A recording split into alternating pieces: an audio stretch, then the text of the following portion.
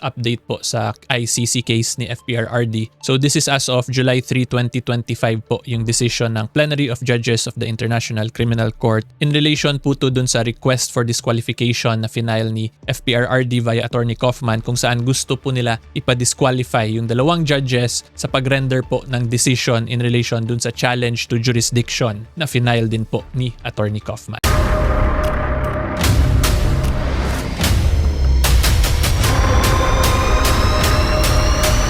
Bago tayo mag-umpisa, baka pwede nyong i-like ang video na to. Malaking bagay ang like sa aming mga content creators. Maraming salamat po.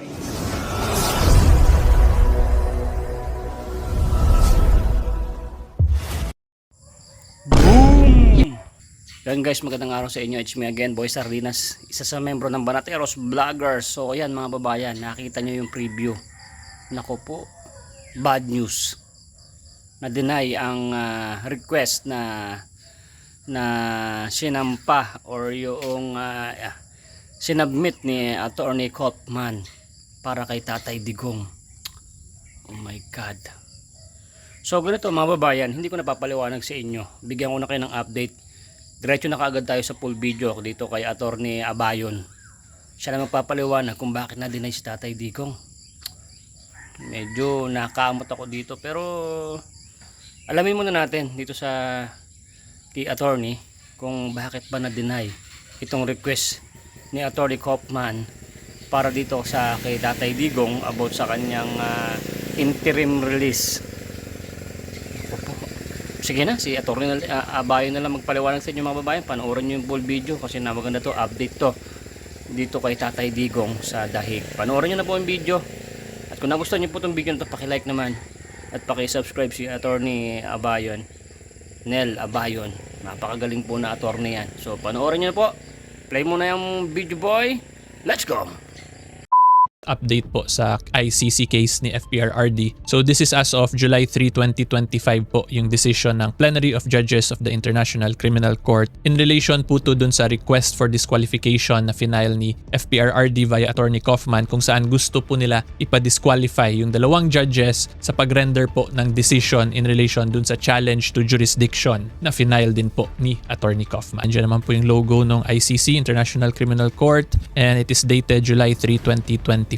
Okay, so yung date po na ito yung date na pinromulgate or pinublish na ng ICC itong decision na to. Okay, but later on makita po ninyo matagal na sila actually naka-decide po pala. Pero July 3, 2025 lang nila pinublish yung decision. Okay, so this one po involves the Plenary of Judges of the International Criminal Court. So when you say Plenary of Judges, ito po yung lahat ng judges ng ICC mismo. So for easier understanding on your part po, imagine niyo na lang po yung Supreme Court en banc. Parang ganun po yan. Lahat po ng judges sa ICC is na involved po dito sa pag-decide ng request na to nila Prrd for the disqualification. Okay? However, meron pong iilang judges na of course, nag-request din sila to be excused from deciding this request kasi sila yung party involved. So ito po sila Judge Alapini Gansu and si Judge Flores Liera. Since part po sila ng Plenary of Judges din mismo, they had to excuse themselves from rendering this decision or from participating in this decision kasi sila po yung subject matter or party involved sa request for disqualification. Okay? So ulitin ko lang po, the Plenary of Judges of the International Criminal Court po ang nag-decide nito, and for easier visualization purposes po sa inyo as the viewer, isipin nyo na lang po na parang Supreme Court en banc yung nag-decide, lahat po ng justices na involved. Pero dito, ICC judges po yung naging involved sa decision. Okay?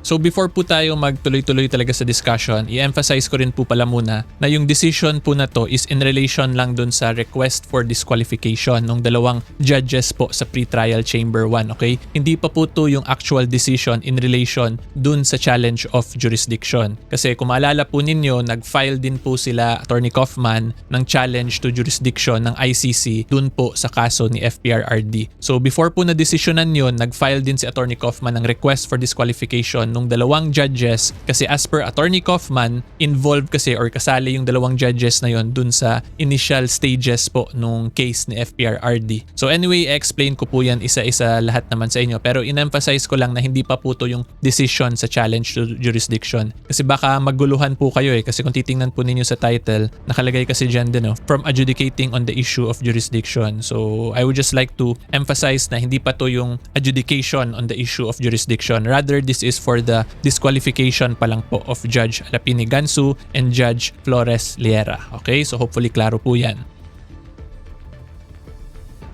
So ito po talaga yung nangyari dyan. Ibabasahin ko po muna to para mas maintindihan nyo talaga kung ano ba yung pinaghuhugutan dito nila Attorney Kaufman kung bakit nag-file sila ng request for disqualification. Okay? And of course, tandaan din po ninyo, hindi ako po yung nag-argue. I am simply explaining yung mga terms dito na ginagamit ng plenary of judges ng ICC para po kayo as a viewer po na hindi abogado, mas madali nyo maintindihan kung ano ba talaga yung pinapag-usapan dito. Okay? So anyway, number 1 po, procedural history. So kung makikita po ninyo, nilay down po talaga ng plenary of judges kung ano ba yung history, bakit umabot sa ganito yung pag-request ni Attorney Kaufman ng disqualification dun sa dalawang judges. Okay? So kung makikita po ninyo, on 19 April 2021, the presidency assigned the situation in the Republic of the Philippines to Pretrial Chamber 1 composed at that time of Judges Peter Kovacs, Judge Alapini Gansu, and Judge Flores. Okay? So una po, i-explain ko muna ano ba itong presidency kasi baka maguluhan din po kayo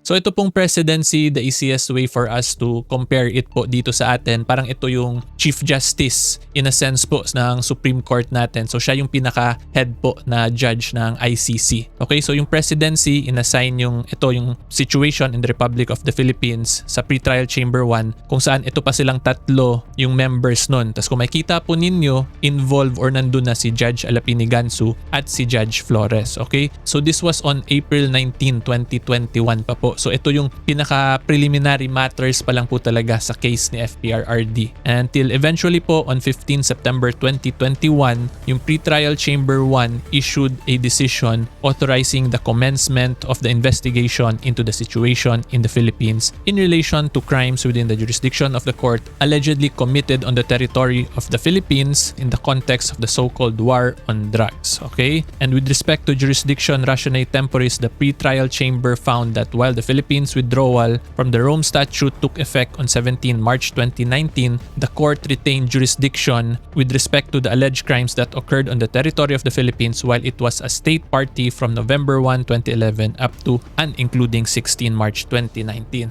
Okay. So binasa ko lang po muna verbatim para magets nyo talaga. So I'm sure medyo naguguluhan po kayo So isa-summarize po natin yan. Dito po ngayon, yung ICC pa po yung nag-explain nito, yung plenary of judges po, yung nagkakwento nito basically. So nilay down po nila yung facts kung bakit umabot tayo sa ganito yung request for disqualification. So yung number 1 po, nung April 19, 2021, yung pretrial chamber 1 before, kasama dun yung dalawang judges na gusto ipa-disqualify, okay? Tapos sa September 15, 2021, the same pretrial chamber 1 nag-issue po sila ng decision para i-commence yung investigation sa Pilipinas. Tapos in that same decision po na touch on or daanan din yung question on jurisdiction kasi sinabi nung pretrial chamber 1 before na retain daw ng korte yung jurisdiction with respect to alleged crimes that occurred on the territory of the Philippines while member pa po ng Rome Statute yung Pilipinas. So in a sense po parang na daanan or na touch on nito nila Judge Gansu and Flores yung issue of jurisdiction. Okay? So yan po yung procedural history dito sa case ni FPRRD in relation po to sa request ng disqualification. So hopefully mas nagigets po nyo kung medyo magulo po, i-rewind nyo lang po and rewatch. I'm trying to simplify this but very important po kasi itong explanation na to para magets nyo kung bakit talaga may pinaghuhugutan sila Attorney Kaufman at si FPRRD dun sa dalawang judges. Okay? So ito po isi-skip ko na lang to kasi these are all eh. Ito yung mga nangyari basically until eventually umabot na sa decision na to. So yan, March 2024, nagtuloy-tuloy, tapos eventually na-issue yung warrant kay FPRRD noong March 7, 2025, and then May 1, nag-apply ngayon yung defense challenge to jurisdiction until eventually umabot dun sa request for disqualification. Tapos ngayon, ito na po yung pinaka-latest yung decision. So pwede nyo na lang po basahin to, i-download nyo na lang po para hindi na tayo masyado humaba. Kung gusto nyo talaga makita yung step by step sa nangyari. But I would just like to reiterate, ito yung pinaka-important kasi talaga yung 1 and 2 kung bakit umabot dito sa stage na to. So ngayon, punta po tayo dito sa ito na po yung nag-deliberate na yung plenary of judges. So kung makita po ninyo, on 9 June 2025, the plenary of judges convened in accordance with so on and so forth to consider the application. So itong application, iniba nila yung term, but basically this is the request for disqualification po na ginawa nila Attorney Kaufman. And then kung makita nyo sa number 14, on the same day, the plenary of judges informed the parties of its decision to reject the application with reasons to follow. So kung makita ninyo, June 9, nag-convene, nag-deliberate sila, at the same day, rineject din nila. Pero like what I explained earlier, July 3 lang po nila nilabas tong actual decision na. Pero June 9 pa po, tapos na actually yung mga deliberations nila. So una po in-explain muna ng plenary of judges yung substance ng application ng request for disqualification. So dito makita po ninyo ang argument po ni Attorney Kaufman is that the applicant submits that the impartiality of Judge Alapini Gansu and Judge Flores might be reasonably doubted given that they have already ruled on exactly the same issue in exactly the same situational context. So again, yan yung in-explain ko na rin po kanina. And if you like a more detailed explanation nitong actual request or itong actual application, meron din po akong video niyan, so ilalagay ko na lang din yung link kung gusto nyo pa mapanood yun kahit na luma na po yun, pero kung interested kayo sa mga legal, yun, feel free to watch that po, okay? So anyway, ito po yung main argument ng applicant, sila Attorney Kaufman / FPRRD po to, okay? And then ito, hindi ko na to isa-isahin kasi hahaba pa masyado. If you want to see the discussion po, again, just feel free to watch na lang po yung other video ko, nandun po yun. Tapos ito na po yung actual observation ng judges kung bakit nila dineny yung application or yung request for disqualification. So when you say observation, ito yung basically yung reasons, okay? Observation lang yung term nila sa ICC. So dito po, number 19 in the observations, the judges request that the application be rejected as there are no grounds to doubt their impartiality in the current case and none of the criteria established under Article 41(2) of the statute are met. The judges consider the proposition of the applicant is incorrectly and legally untenable and has the potential to cause delay. They note that when pretrial chamber 1 in a former composition addressed the issue of jurisdiction in the situation of the Philippines, it did so in accordance with its duties and limited mandate under Article 15, Paragraph 4 of the statute without prejudice to any future determinations on the same issue. Okay? Thereafter, in its decision under Article 18(2) of the statute, Pretrial Chamber 1 addressed the issue of jurisdiction as part of its assessment of the Philippines' information and arguments. Okay? The arguments that the applicant now raise in order to challenge the jurisdiction of the court were neither before nor considered by the pretrial chamber at that time. Yan. So ito pong sentence na to is very important po to take note. Okay? So mamaya po i-explain ko. Anyway, tuloy po muna tayo. The judges recalled that this was recognized by the appeals chamber in the appeal against the decision of the pretrial chamber authorizing the resumption of the investigation into the situation in the Philippines when it held that the issue of the impact of Philippines withdrawal from the statute on the court's jurisdiction was neither properly raised nor adequately ventilated before the pretrial chamber. Okay, so yan, ito po another very important sentence that we have to take note of. So ito po lahat yung plenary of judges po to yung nagsasalita dito. Okay?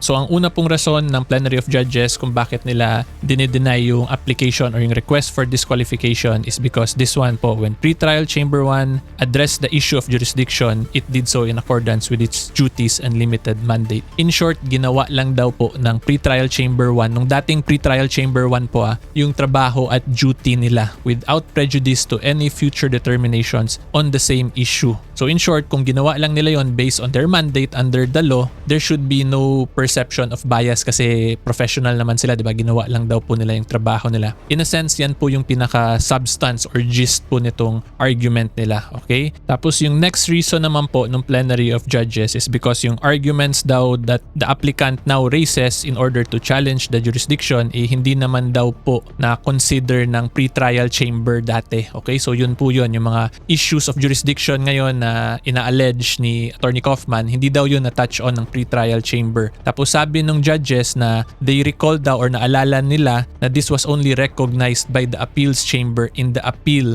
against the decision of the pretrial chamber. So sa appellate level daw na pag-usapan talaga yun at hindi naman dun sa pretrial chamber. Okay? So yung nag-decide po dun is the appeals chamber when it held that the issue of the impact of the Philippines withdrawal from the statute on the court's jurisdiction was neither properly raised nor adequately ventilated before the pretrial chamber. So in other words, hindi daw po yung pretrial chamber yung nag-decide or nag-touch on ng jurisdictional issues before. Dun lang daw yun sa appeals chamber. So ito po yan, dito natin yan makikita, diba? The judges recalled that this was recognized by the appeals chamber. Okay? And then ito po yung next arguments naman or next explanation ng plenary of judges. The judges consider it untenable to suggest that judges cannot adjudicate a matter which is legally within their competence just because they previously issued judicial decisions at different stages of the pretrial proceedings in the same situation on the basis of different arguments. Yan. So in-emphasize again ng plenary of judges na magkaiba daw yung arguments before nung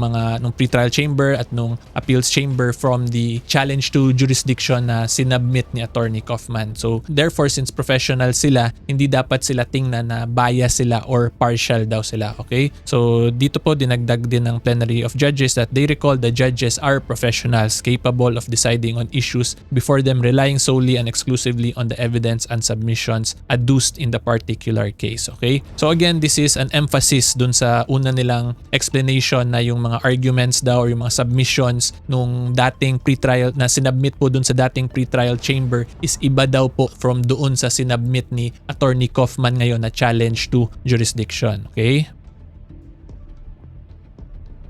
So the plenary of judges notes that the disqualification of a judge is not a step to be undertaken lightly and that a high threshold must be satisfied in order to rebut the presumption of impartiality which attaches to judicial office. Okay? So ibig sabihin po nito, since mabigat pong allegation na bias or partial ang isang judge, hindi po siya binabasta-basta dapat or hindi yung dapat based on weak or flimsy arguments. There should be sufficient evidence to back up an allegation na bias or partial po ang isang judge. And then next po, the plenary of judges acting unanimously considers that no actual nor reasonable apprehension of bias arises in respect of Judges Alapini, Gansu, and Flores. The plenary of judges considers that the judges acted at all times in accordance with the judicial duties assigned to them under the statute. So in other words po, denied yung request ni Attorney Kaufman na mapadisqualify yung 2 judges.